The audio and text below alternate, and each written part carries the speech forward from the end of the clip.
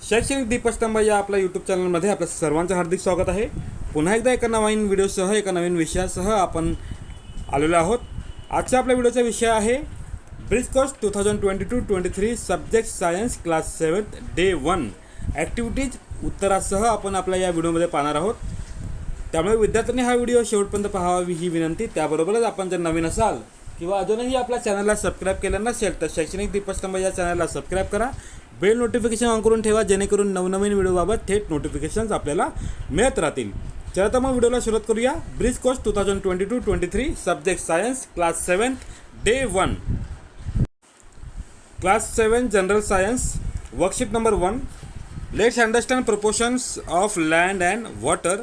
तर विद्यार्थ्यांना हा जो चॅप्टर आहे तुमचा रेफरन्स आहे तो क्लास 6 मधील chapter number 1 natural resources air water and land या चॅप्टरवरती डिपेंड असणारी ही ॲक्टिव्हिटी आहे, ही वर्कशीट आहे। पाहूया आपण लर्निंग आउटकम काय आहे। Makes effort to protect the environment, for example minimising wastage of food, uses of water, uses of electricity and generation of waste, spreading awareness to adopt rain water harvesting, care for plants etcetera. Let's take a look. Air, water and land are the factors important for sustaining the living world on the earth and for fulfilling their basic needs. They are called natural resources. Air, water and land are called the earth's atmosphere, hydrosphere and lithosphere respectively. बघा भाऊ या ठिकाणी तुम्हाला natural रिसोर्सेसची तुम्हाला definition दिलेली आहे जी आपण ऑलरेडी तुम्ही येता 6वीला तुम्ही अभ्यासलेली आहे। त्याचप्रमाणे एअर म्हणजे ॲटमॉस्फिअर, वॉटर हायड्रोस्फिअर आणि लँड म्हणजे लिथोस्फिअर हे या ठिकाणी दिलेलं आहे। त्याचप्रमाणे या ॲक्टिव्हिटीमध्ये या वर्कशीटमध्ये तुम्हाला air constituent, the proportion of the air constituent या संदर्भात तुम्हाला माहिती मिळणार आहे। ऑलवेज रिमेंबरमध्ये तुम्ही या ठिकाणी तुम्ही हा चार्ट पाहू शकता। पाहणं इथे बघा proportion of the various gases in the air आपण पाहू शकतो। नायट्रोजनचे जे प्रमाण आहे ते आहे 78%, ऑक्सिजन आहे 21%, ॲर्गॉन आहे 0.9%, other constituent of air 0.07%, carbon dioxide 0.03%। तर अशा प्रकारे हे proportion of various gases in the air आहे। पुढे बघूया पुढच्यामध्ये some useful gases in the air, हा सुद्धा 6 चॅप्टरमधला पहिला चॅप्टरमधलाच हा पार्ट आहे। Nitrogen, oxygen, carbon dioxide, argon, helium, neon, krypton आणि झेनॉन यांचे तुम्हाला या ठिकाणी उपयोग दिलेले आहेत। आता तुम्ही हे पाहू शकता। पुढे जाऊया आपण वॉटर डिस्ट्रीब्युशन ऑफ वॉटर। आता वॉटर सेक्शन बघतोय आपण, distribution of water on the earth, पृथ्वीवरती कशा प्रकारे वॉटर डिस्ट्रीब्यूट केले आहे ते बघूया आपण। डायग्राम आपल्या समोर आहे बघा। ग्राउंड वॉटर जे आहे आपल्यासमोर बघतोय आपण, ग्राउंड वॉटर किती आहे, वॉटर अवेलेबल फॉर ड्रिंकिंग तुम्ही इथे पाहू शकता। ही डायग्राम तुमची आहे, तुमच्या 6वीच्या पुस्तकात तुम्हाला पाहायला मिळेल बघा। सीज अँड ओशियनमध्ये पाणी आहे ते 97% आहे। Ground water, ice and water in the form, म्हणजे ग्राउंड वॉटर म्हणजे भूजल, जमिनीखाली असलेले पाणी, बर्फ, and water in other forms 2.7% आहे। आणि जे पाणी आहे उपलब्ध पिण्यासाठी म्हणजे fresh water available for drinking आहे फक्त 0.3%। तर अशा प्रकारे इथे पाहू शकता डायग्राममध्ये तुम्ही पर्सेंटेज तुम्ही लिहू शकता। तर water available for drinking is only for 0.3%। पुढे जाऊया आपण। Soil and layer of soil तुम्हाला इथे दिलेले आहेत बघा। Humus soil, immature soil, layer of soil and small rocks, bed rock ही लेअर ऑफ लँडची तुमची डायग्राम आहे। त्याचप्रमाणे इथे तुम्ही दुसरी डायग्राम तुम्ही पाहू शकता बघा। सगळ्यात शेवटी जो लेअर आहे तो आहे बिग स्टोन, नंतर स्मॉल स्टोन, नंतर सँड, सॉईल आणि नंतर ड्राय लीव्स। तर अशा प्रकारे हा एक छोटीशी ॲक्टिव्हिटी आहे लेअरची। पुढे आहे ह्युमस। ह्युमसची डिफरन्स आपल्या सगळ्यांना माहितीच आहे की humus is the layer form on soil due to the decomposition of dead plants and animals by microbes. Humus supplies nutrient to the soil. Humus is also important for aerating the soil and for holding water in the soil. The proportion of the humus in the upper layer of good fertile soil is about 33 to 50%. आपल्या सर्वांना माहिती आहे की humus जे आहे ते जे dead plant आहेत किंवा ते जे ॲनिमल आहेत त्यांचं जे डिकम्पोजिशन होतं मायक्रोबच्या थ्रू, त्याच्या थ्रू हे ह्युमस तयार होतं आणि जी फर्टाईल सॉईल आहे त्याच्यामध्ये या ह्युमसचे प्रमाण 33% पासून 50% असतं. आता या ठिकाणी आपण आता प्रश्नांना सुरुवात करतो, ॲक्टिव्हिटीला सुरुवात करतो. यापूर्वी तुम्ही सगळ्यात पहिल्यांदा तुम्ही हे वर्कशीट चांगल्या प्रकारे वाचून घ्या, त्यानंतरच तुम्ही प्रश्न सोडवायला सुरुवात करायची आहे. तर बघा या ठिकाणी क्वेश्चन आहेत. Question number 1, question number 2, question number 3, question number 4 आणि पुढे 5, 6, 7, 8 असे 8 प्रश्न आहेत जे आपण आपल्या या व्हिडिओमध्ये आता सुरुवात करणार आहोत. त्यापूर्वी लिंक्स फॉर मोर इन्फॉर्मेशन तुमच्यासमोर एक लिंक दिलेली आहे दीक्षा ॲपची. त्या लिंकवर क्लिक करून तुम्ही अधिक माहिती तुम्ही मिळवू शकता. So let's start activity. Let's practice.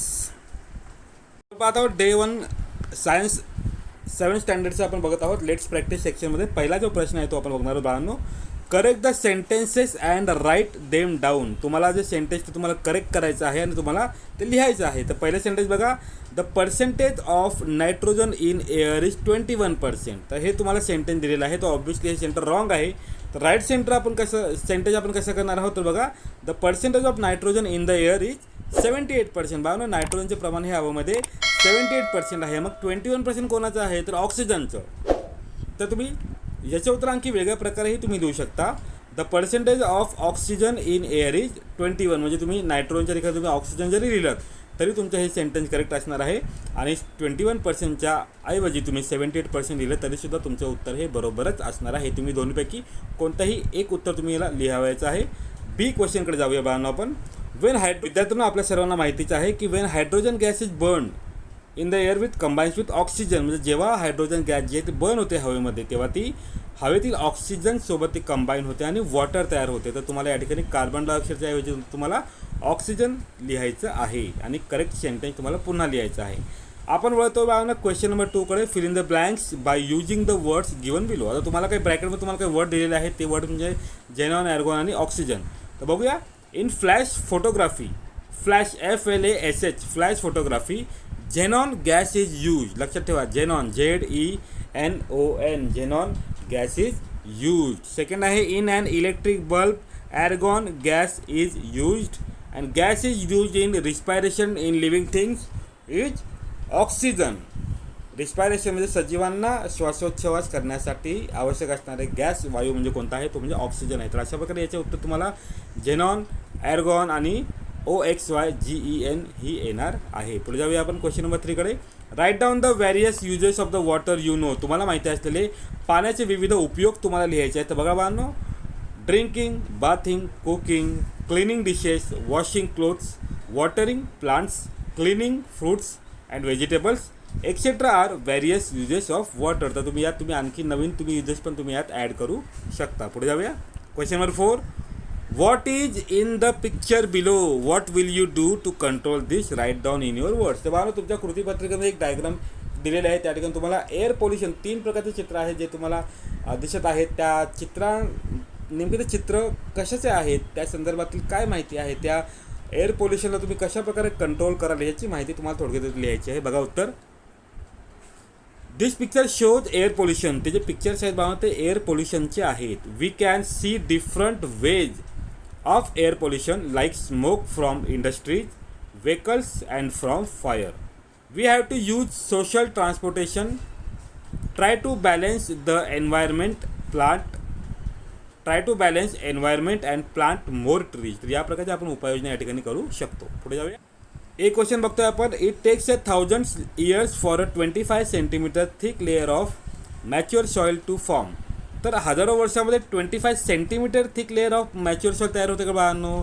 तर नाही. उत्तर यायला पाहिजे it takes about 1000 years for 2.5 centimetre. फक्त 2.5 centimetre thick layer of mature soil तयार होते बाळांनो. त्यामुळे आपल्याला कळेल की बाबा माती तयार होण्यासाठी किती वर्ष लागतात. त्यामुळे आपण मातीची काळजी, मातीचे संधारण करणं खूप आवश्यक आहे. प्रिव्हेंटिव्ह मेजर्स वापरणं आवश्यक आहे आपल्याला. 25 सेंटीमीटरच्या ऐवजी तुम्हाला 2.5 सेंटीमीटर तुम्हाला लिहावायचं आहे. B question. Land and soil both are the same thing. बघा लँड आणि सॉईल दोन्ही सारखे आहेत का रे. नाही. तर land and soil both are different thing. हे दोन्ही वेगवेगळे आहेत. क्वेश्चन नंबर 6 कडे बघूया आपण. What happens if the microbes of soil are destroyed. समजा मातीतले जे मायक्रॉब्स आहेत, जे जीवाणू आहेत ते नष्ट झाले तर काय होईल. बघा उत्तर. If microbes of the soil get destroyed then the soil will lose its fertility. जर जमिनीतले मायक्रॉब जे आहे ते नष्ट झाले तर जमिनीची जी पोषकता आहे, जी फर्टिलिटी आहे ती नष्ट होईल. Because microbes are the source of decomposers that decompose the dead matter. कारण मायक्रॉब्स कोण आहेत, तर मायक्रॉब्स हे डिकम्पोजर्स आहेत जे डेड मॅटरला ते डिकम्पोज करण्याचं काम करतात. म्हणून जर microbes of the soil are destroyed then the soil will lose its fertility. Question number 7, suggest preventive measures for erosion of soil. जमिनीची धूप थांबवण्यासाठी तुम्ही काय प्रिव्हेंटिव्ह मेजर्स वापराल, तर बघा point number 1, maintaining a healthy perennial plant cover. पेरेनियलचं spelling बघा PERENNIAL. तुम्हाला क्लिअर दिसत नसेल तर पुन्हा एकदा वाचतोय PERENNIAL. Perennial plant cover. Second आहे प्लांटिंग न्यू ट्रीज. थर्ड आहे मल्चिंग. फोर्थ आहे planting a cover crop such as winter in vegetable gardens. Fifth आहे placing crushed stone wood chips and other similar materials in heavily used areas where vegetation is hard to establish and maintain. बाबा आपल्या या वर्कशीटमधला शेवटचा प्रश्न आहे 8 question. What you and your friend will do for plantation and conservation of trees. बाबा तिथे conversation जे झालेलं आहे तिथे तुम्ही कन्झर्वेशन करून घ्या. CONSERVATION. पुन्हा स्पेलिंग सांगतो मी CONSERVATION. कन्झर्वेशन ऑफ ट्रीज म्हणजे तुम्ही तुमचे मित्र प्लांटेशनसाठी आणि कन्झर्वेशन ऑफ ट्रीजसाठी तुम्ही काय करू शकता, तर बघा we compost leaf waste to avoid use of chemical fertilizers. Do not present flower bouquet. Instead give a potted plant and encourage our friend to grow plants. Start a tree planting programme in our area. तर अशा प्रकारे तुम्ही प्रयत्न करू शकता plantation आणि conservation of ट्रीजसाठी. तर बाबा अशा प्रकारे या व्हिडिओमध्ये आपण इयत्ता 7वी विज्ञानाची आपण डे 1 ॲक्टिव्हिटी सोडवलेली आहे. तर नक्कीच तुम्हाला हा व्हिडिओ आवडला असेल अशी मी अपेक्षा करतो. व्हिडिओ लाईक आणि शेअर करायला विसरू नका.